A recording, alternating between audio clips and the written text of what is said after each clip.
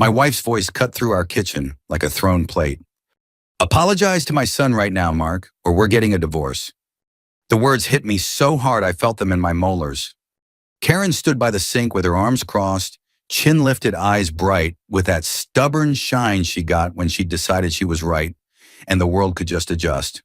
Behind her, the under-cabinet lights threw a hard glow on the countertop clutter, high-V grocery bags, a half-open bag of pretzels, my pill organizer, sitting where it always sat like a quiet reminder I wasn't 25 anymore. And there was Dylan. Her son, 29 years old, still wearing his backward cap indoors like the house was a fraternity, leaning in the hallway with his shoulders against the doorframe. He wasn't even pretending to be sorry. He wore that little smirk like he already knew how this ended, like he'd watched Karen do this to people before. They were waiting for the old Mark, the one who swallowed it for peace, the one who fixed the leaky faucet and kept his mouth shut, the one who paid the bills and acted like the disrespect was just noise. The air got thick, not poetic, thick, real thick. The kind where you feel your shirt stick to your back and your lungs don't want to pull in a full breath. The refrigerator hummed. The wall clock over the microwave ticked like it had something to prove. I stared straight at my wife, the woman I'd married 8 years ago in a little church outside Cedar Falls, Iowa, where the pastor mispronounced my middle name, and we laughed about it later in the parking lot. The woman who used to hold my hand at the VFW fish fry when the line got long. The woman who once cried in my pickup because she was terrified her boy would never come home. Now she was yelling at me like I was a misbehaving employee. Mark, she snapped again louder. You heard me. I didn't look away. I didn't blink first. I just let the silence hang there until Dylan's smirk twitched like he was getting bored.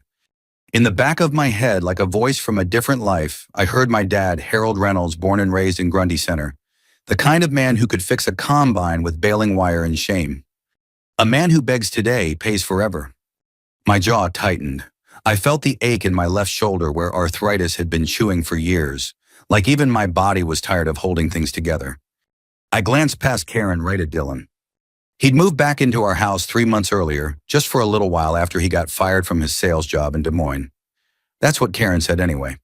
Dylan's version changed depending on who was listening. Sometimes he was laid off. Sometimes it was toxic management. Once I heard him tell a buddy on speakerphone that he quit because he refused to sell his soul. What I knew was this: he came home with 2 duffel bags of PlayStation and an attitude big enough to fill our whole ranch-style house on Prairie Lakes Drive. And the longer he stayed, the smaller Karen became smaller in her courage, smaller in her honesty, until everything in our home started orbiting around Dylan's moods. If he slammed a door, dinner went quiet. If he rolled his eyes, Karen apologized to him like he was the wounded one. If he wanted cash for gas, she reached for her purse. Tonight had started like any other winter evening. Iowa cold pressing against the windows. The furnace running steady. Me still in my work boots smelling like machine oil and dust from the plant. I'd come home hoping for meatloaf and the local news. Instead, I walked into Dylan laughing at something on his phone while Karen was at the table with a stack of mail. One envelope was open. My name was on it. The logo of Black Hawk Credit Union stared up at me like an accusation. What's that? I asked. Karen didn't look at me, just statements. Dylan snorted. He's asking like he doesn't already know he's broke. I stopped. Excuse me. Dylan stood up slow like he was in a movie. I said you're acting like you don't know. You're always on my mom about money, like you're some hero because you pay the bills. Karen finally looked up then, and the look on her face wasn't apology. It was warning, like I was the problem for poking the bear she'd been feeding. Dylan, she said softly, but there was no bite to it. He leaned forward, hands on the table. You know what, Mark? I'm tired of you acting like you own everything. This isn't your little factory. This is my mom's house too. And you. He glanced at the framed photo in the hallway, my dad in a flannel shirt holding a crappie at George Wythe Lake. Dylan's lip curled. And your precious old man stopped waving his ghost around like a badge. He's not here. He's gone. And you're still just some maintenance guy. That's what did it. Not the insult to me. I've had men talk worse in the break room at 2 in the morning when a conveyor belt goes down. I can take a hit. But my dad was the kind of man who never raised his hand to anyone and still taught half the county what decency looked like. My dad didn't deserve Dylan's mouth. I stepped closer. Don't talk about my father. Dylan's eyes flashed. Or what? Karen shot up from the chair, palms out like she was breaking up a bar fight. Mark, stop. Please, just stop. He started it, I said, and I hated how my voice sounded tired, rough, older than I felt inside. Karen turned on me, and that's when she went for the nuclear button. Apologize to my son, she yelled, or we're getting a divorce. Like the last 8 years could be reduced to a switch she could flip to keep Dylan comfortable. And now here we were, kitchen lights, two bright hearts, too loud. Dylan smirking in the hallway like he'd already won. Karen's nostrils flared. Say it. Dylan folded his arms, still smiling. Go ahead, Mark. Tell me you're sorry. I looked at my wife again. I searched her face for the woman I married, for the one who once told me I just want a peaceful home, for the one who promised me we'd be partners. What I saw was someone standing between me and her son, choosing him again without even realizing she was doing it. I didn't shout. I didn't slam anything. I didn't give Dylan the satisfaction of seeing me crack. I just said the only true thing left in my mouth. I'm done here. Karen blinked like she hadn't processed the English language. What? I turned, walked to the coat rack and grabbed my old brown Carhartt jacket. My keys were on the hook. I took them. I picked up my duffel bag from the closet, half-packed from a work trip that never happened like the universe knew. Mark, Karen called, voice climbing. Don't you dare just... I paused at the doorway and looked back one last time. Dylan's smirk faltered, just a hair, like he realized the game might be changing. I didn't give them another word. Outside, the cold slapped my face clean. The porch light made the snow sparkle like broken glass. My breath came out in a white cloud. I walked to my truck, climbed in, and shut the door. The cab smelled like stale coffee and motor oil, comforting in a way. I sat there with my hands on the steering wheel, staring at our living room window, where the curtains shifted as someone moved inside. Then my phone buzzed. Karen. I didn't answer. I put the truck in reverse and backed out, slow tires crunching on snow. As I drove toward town past the dark outlines of cornfields sleeping under winter, one thought settled in my chest like a stone, heavy, steady, sure. That night, sitting in my truck under the neon glow of the VFW parking lot, I realized something they hadn't. I did have somewhere to go. I just hadn't gone there yet. I didn't sleep much that night. Ray's couch was old and sunken in the middle, the kind that remembers every man who's ever crashed on it. The furnace clicked on and off with a wheeze that reminded me of my own knees on cold mornings. Somewhere outside, a semi downshifted on Highway 20, the sound stretching through the dark like a long sigh. I lay there staring at the ceiling fan, watching it wobble, thinking about the way Karen's face had hardened when she gave me that ultimatum. Not angry hard, certain hard, like she truly believed I'd fold. By 5 a.m, I gave up on sleep and sat at Ray's kitchen table with a mug of coffee that tasted like it had been reheated too many times. The local news murmured on his small TV. Snow totals, school delays. Nothing about a 57-year-old man who just walked out of his own house with a duffel bag and his pride bruised. Ray came in wearing a faded John Deere hoodie and rubbed his eyes. You look like hell, he said. Feel worse, I answered. He poured himself coffee and didn't push. That's what I appreciated about Ray. He knew when to let silence do the talking. My phone buzzed on the table. Karen. I didn't touch it. Another buzz, then another. Ray glanced at the phone, then back at me. You gonna answer that? Not yet. He nodded once, smart. By mid-morning, the messages started coming in. Karen, 7:42 a.m., we need to talk. Karen, 8:03 a.m., you embarrassed Dylan last night. Karen, 8:17 a.m., I can't believe you just walk out like that. There was no, are you okay? No, where did you go? Just accusations wrapped in concern, the way Karen had learned to do things when it came to her son. Around 10, a new message popped up. Karen, 10:11 a.m., if you don't come home, I'll have to talk to a lawyer. I stared at that one for a long time. Lawyer. The word sat heavy like a door slamming somewhere in the distance. Ray leaned against the counter. You hungry? Not really. Too bad. He slid a plate of eggs and toast in front of me anyway. Eat. Decisions are worse on an empty stomach. I forced a few bites down. My chest felt tight, not from hunger, but from something else, fear maybe. Or the slow realization that this wasn't just a fight. This was a line. While Ray rinsed dishes, my mind drifted back to a different time, a softer one. Karen and I hadn't always been like this. When we first got married, Dylan was 21 and living 3 states away. He'd left in a hurry after a blow-up with Karen that left her shaking on the couch, mascara streaked, convinced she'd lost him forever. I remembered that night clearly. Karen had sat in my truck in the Hy-Vee parking lot, gripping the seatbelt with both hands like it was the only thing holding her upright. "I failed him," she whispered. "I pushed too hard. He'll never come back." I'd reached over and taken her hand. "Kids come back," I said, "especially when they know there's still a place for them." A year later, Dylan did come back for Thanksgiving, then for Christmas. And when he finally moved home again, I was the one who said, "Let's give him a chance." I was the one who cleaned out the spare room. I was the one who told Karen he just needs time. That memory stung now, like pressing on a bruise you didn't know you had. By noon, I found myself holding my phone, my thumb hovering over the keyboard. "I'm sorry, let's talk." The words sat there, typed out, glowing softly on the screen. For a moment, I imagined driving back, apologizing, swallowing my pride for the sake of the marriage, sitting across from Dylan at the kitchen table while he smirked and pretended to forgive me. Peace at any price. My thumb hovered over send. Then Ray spoke, his voice casual but sharp enough to cut through my thoughts. "You know, my buddy Steve," he said. I looked up. "The guy from Cedar Rapids."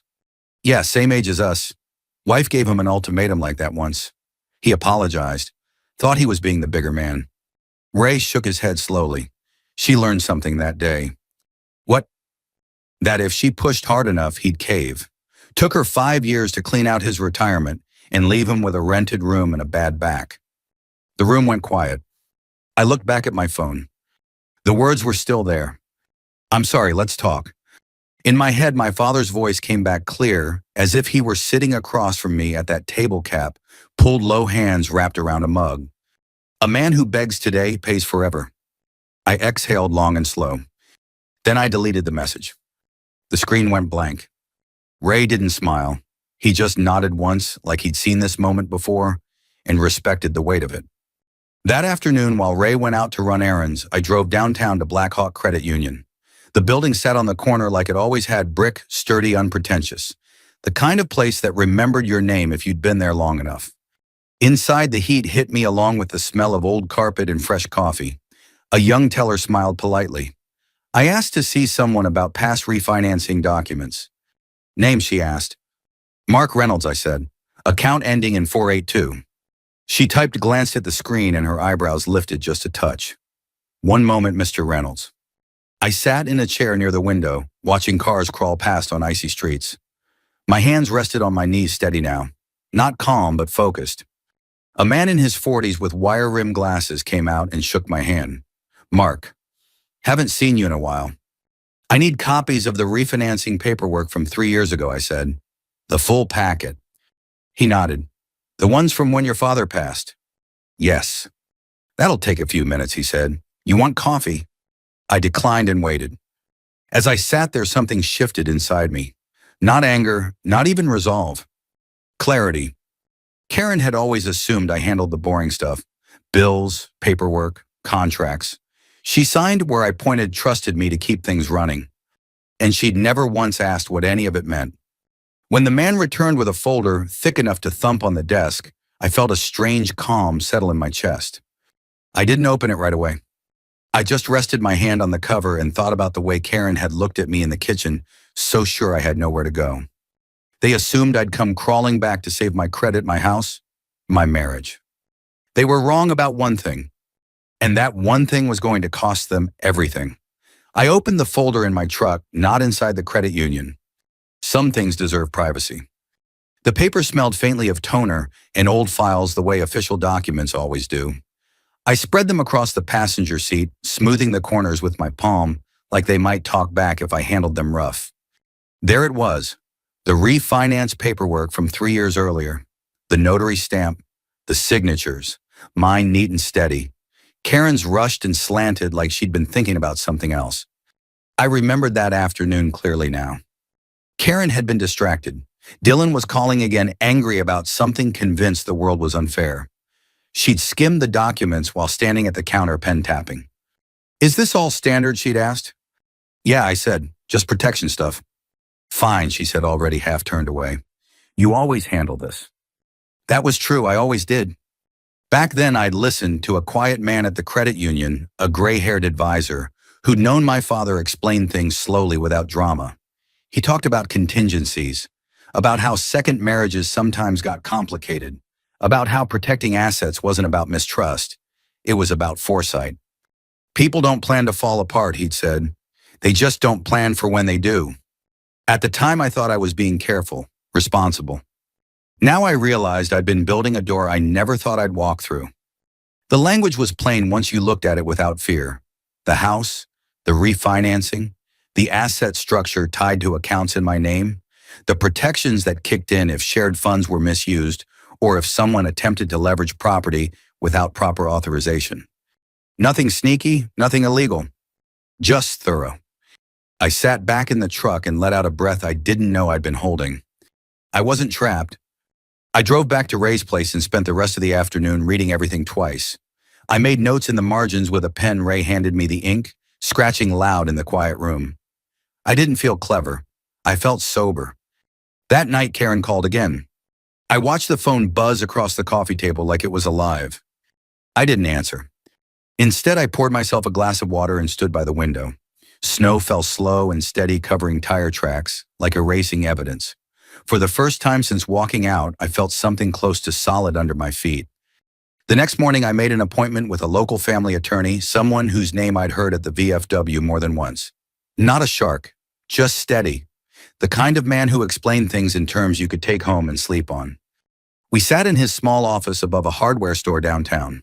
He listened more than he talked, which I appreciated. When I was done, he leaned back and folded his hands. You didn't set this up to hurt anyone, he said. You set it up to protect yourself. I nodded. Your wife, he continued, made assumptions. That seems to be the theme, I said. He almost smiled. By the time I left, the plan wasn't flashy. It wasn't revenge yet. It was just preparation. Quiet, legal, patient preparation. The way my dad used to do things. That afternoon, I checked my accounts. Everything was still intact. No alarms, no alerts, just numbers sitting where they had always sat. Then late that evening, my phone rang. Unknown number. I let it go to voicemail. Dylan's voice came through sharp and loud like he was pacing when he called. Hey, Mark, he said, dripping sarcasm. We need to talk. Right now. There's some kind of issue with the accounts. Mom's freaking out. So if this is some kind of stunt, you made your point. Click. I stared at the screen. Stunt. 10 minutes later, another voicemail. Same number, different tone. Okay, listen, Dylan said slower now. There's a misunderstanding. I was just trying to take care of a few things and suddenly the car doesn't work. That's not normal. You need to fix this. I didn't move. An hour after that, my phone buzzed again. Karen. This time I answered. Mark, her voice was tight, controlled. Something's wrong with the account. I leaned back in Ray's recliner and looked at the ceiling. What kind of wrong? It's frozen, she said. Dylan was trying to pay for something and it declined. Pay for what? There was a pause. A boat, she said quietly. A used fishing boat. He said it was a good deal. I closed my eyes. A fishing boat, of course it was. And you didn't think to ask. I said, Mark, please, she snapped, then softened.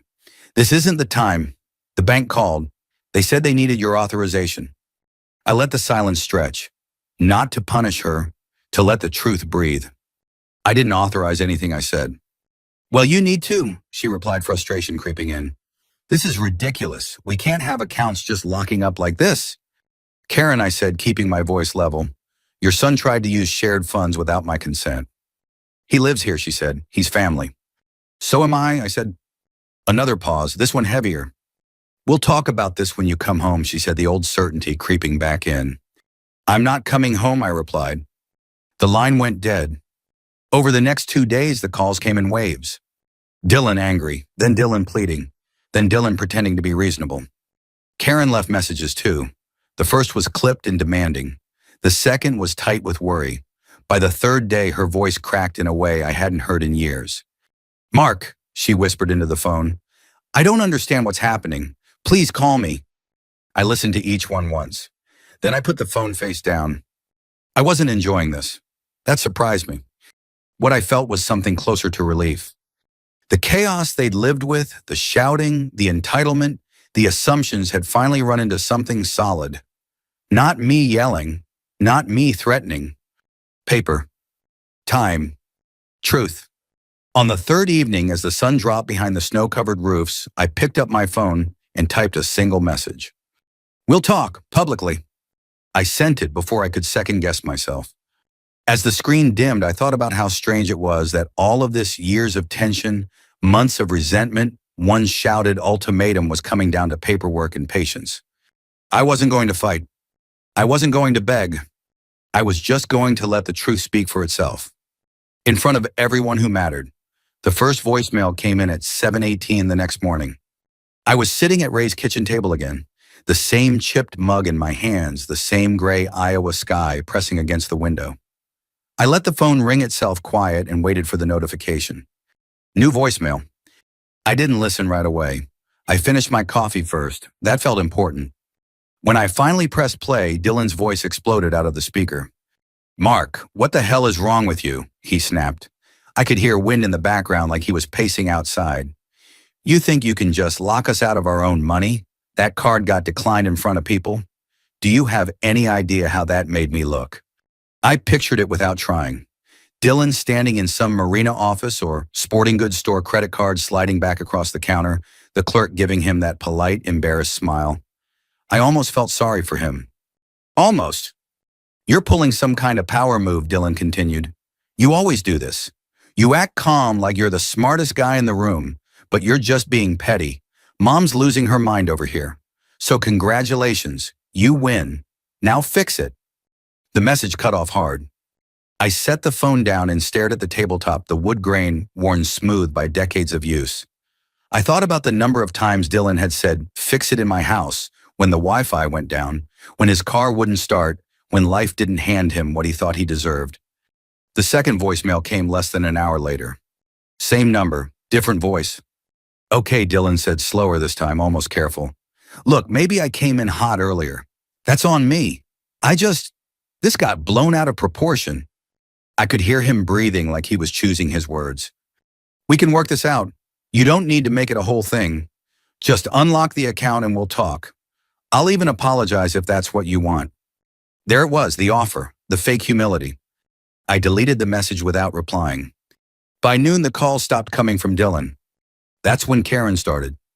Her first voicemail was clipped businesslike. Mark, the credit union needs you to call them, she said. They won't release anything without your authorization. This is getting serious. The second came 5 hours later.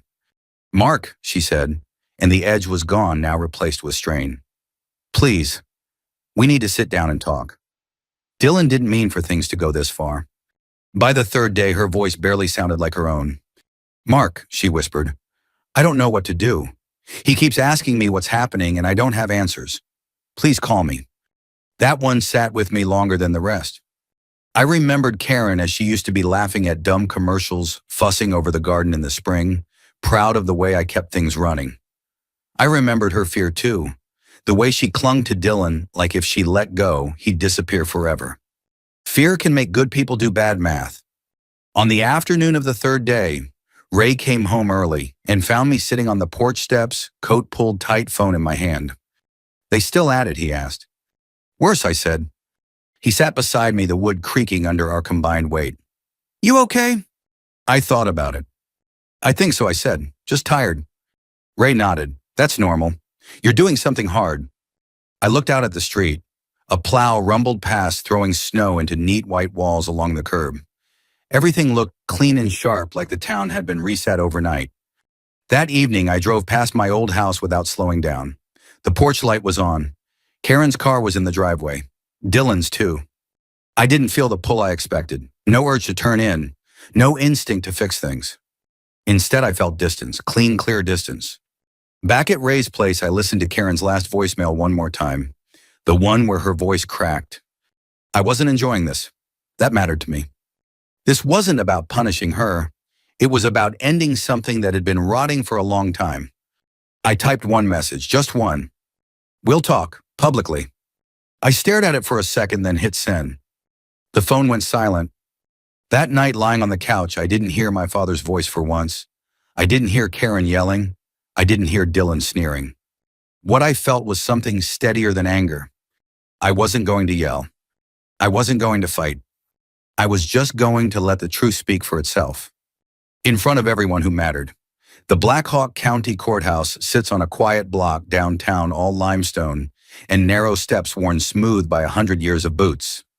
I'd driven past it 1,000 times without ever thinking I'd walk through those doors for my own marriage. That morning, the parking lot was already half full when I arrived. Pickup trucks, sedans with faded dealer stickers, a couple of cars I recognized from the plant. In a town this size, news didn't travel fast. It traveled sideways, slipping through conversations at gas pumps and church hallways until everyone knew just enough to be curious. Inside, the air smelled faintly of paper, old wood, and winter coats drying off. The fluorescent lights buzzed softly overhead. I took a seat on a hard bench and folded my hands in my lap, noticing how steady they were. Karen arrived 10 minutes later. She wore a navy coat I'd bought her for Christmas 2 years earlier. Her hair was done carefully, makeup neat but rushed. She looked around the room like she was trying to count allies. Dylan came in right behind her, overdressed for a courthouse on a weekday morning. Clean jacket, new boots, jaw tight. He scanned the room until his eyes landed on me. For a split second, I saw uncertainty flash across his face. Then it hardened. The room filled in quietly. A representative from the credit union sat a few rows back. My attorney nodded at me, once calm as ever. A couple of people from town whispered near the wall, pretending not to stare. Karen took her seat without looking at me. When the proceedings began, there was no drama at first, just names, dates, calm voices laying out facts the way facts prefer to be laid out, slowly without emotion. The paperwork came out, the refinance documents, the signatures, the asset structure that Karen had barely glanced at years earlier, the timeline of attempted transactions, the flagged account activity. Dylan shifted in his chair. When the credit union representative spoke, it was matter of fact. No accusation, no theatrics, just explanation. Unauthorized attempts to access shared funds, she said, repeated within a short period. That triggered an automatic review. Karen's head snapped up. "We didn't do anything wrong," she said. The mediator held up a hand. "Mrs. Reynolds, please." Dylan leaned forward. "This is insane," he muttered. "This is just money." That was when the room went still. The mediator looked at him over her glasses. Money becomes serious when people assume it isn't. The next part came quickly after that. The house. Karen's shoulders sagged as the language was explained in plain terms. Not legal jargon, just reality. The house wasn't something she could leverage or promise or use as collateral without Mark's authorization. It never had been. Dylan scoffed. "That's not fair." I didn't look at him. The mediator turned to Karen. "Mrs. Reynolds, did you read these documents when you signed them?" Karen opened her mouth, closed it. "I trusted him," she said quietly. I finally spoke. "And I trusted you," I said. My voice carried farther than I expected. "To be my partner." Dylan stood up then. "You planned this," he snapped, pointing at me. "You set this up so you could control everything." A bailiff stepped forward. "Sir, sit down." Dylan didn't. "I lost my job," he went on, voice rising. "I needed help. And you." "Sit down," the bailiff said again, louder. Dylan dropped back into his chair, face flushed, chest heaving. The room buzzed with the sound of held breath. Karen stared at the table in front of her like it might open up and swallow her whole. When the decision came, it wasn't delivered like a hammer. It didn't need to be. The mediator spoke calmly, clearly. The assets would remain protected. The accounts would stay frozen pending proper separation. Legal fees would be divided with additional responsibility assigned where financial misuse had occurred. Karen's eyes lifted to mine then. "I didn't know it would come to this," she whispered. I was scared of losing him again. The room went quiet. I stood slowly. "You lost me," I said, not raising my voice, "the day you made me choose." I turned to Dylan. "I apologized years ago for not being your father," I said. "Now you owe me a lot more than an apology." He had nothing to say. When it was over, people filed out in small groups murmuring. The credit union rep shook my hand. Ray clapped me once on the shoulder and grinned like he'd just watched a fair fight, and the way it should. Karen lingered near the door. "Mark," she said. I looked at her. I hope you find peace, I said. Then I walked past her out into the cold Iowa air and felt something lift off my chest that I'd been carrying longer than I realized. The apartment was quiet in a way my old house never had been. No TV murmuring in the background, no doors slamming, no tension humming under the floorboards like bad wiring. Just the soft tick of the wall clock and the steady hum of the refrigerator doing its job without complaint. I moved in 3 weeks after the courthouse, a small one-bedroom on the edge of town not far from the river trail. Nothing fancy. Beige walls, brown carpet, a balcony just big enough for a folding chair and a cup of coffee. The kind of place you choose when you're done trying to impress anyone. The first night there, I sat on the floor with my back against the couch and ate a sandwich straight from the wrapper. Turkey, mustard, simple. And for the first time in a long while, my chest didn't feel tight. Work went on like it always had. The plant still smelled like oil and warm metal. Machines still broke at the worst possible times. Younger guys still complained about their shifts, and older guys still pretended not to hear them. A few people asked questions. Word had gotten around the way it does in a town like ours. Everything okay at home, Mark? I nodded. Yeah, getting there. That was enough. On Friday nights, I started stopping by the VFW again. Same long tables, same bad jokes, same fish fry that somehow tasted better the older you got. Ray always saved me a seat. One evening, he slid a beer across the table and said, "You smiling more." I hadn't noticed, but he was right. Karen texted once about a month after the hearing. "I hope you're well." I stared at the message for a long time. I didn't hate her. That surprised me too. I typed back one sentence. "I hope you find peace." And that was it. I heard through town that Dylan had moved out not long after. Some cousin in Illinois, maybe. Another fresh start. I wished him luck, honestly. The world is hard enough without teaching it the wrong lessons. One Saturday morning, Ray and I drove out to George Wythe Lake with 2 cheap fishing poles and a thermos of coffee. The water was calm, the kind of flat gray that looks like it's thinking about something important. We didn't catch much. Didn't matter. At one point, Ray leaned back in his chair and said, "You ever regret it?" I thought about the kitchen, the ultimatum, the smirk, the way my stomach had dropped when Karen said the word divorce like it was a weapon. I thought about the couch at Ray's place, the phone in my hand with an apology typed and deleted, the courthouse bench under my palms. "No," I said finally. "I regret staying quiet for as long as I did." Ray nodded. "That tracks." Driving home that afternoon, windows cracked, sun low over the fields, my dad's voice came back one last time. "A man who begs today pays forever." I understood it differently now. It wasn't about pride. It wasn't about winning. It was about knowing when your own voice matters more than keeping the peace at any cost. I didn't win. I simply refused to lose myself. Those 3 words I spoke in my kitchen, "I'm done here," weren't meant to punish anyone. They were meant to remind me that I still had a say in my own life. And that turned out to be enough. If this story felt familiar, if you've ever swallowed your words just to keep things calm or wondered how much of yourself you've given away to avoid conflict, I hope it reminds you of something simple and important. Peace isn't something you beg for. It's something you choose. If this story gave you something to think about, consider sharing it with someone who might need to hear it. And if you want to hear more stories like this, stories about standing up quietly, legally, and with dignity, make sure you're subscribed. Thanks for listening.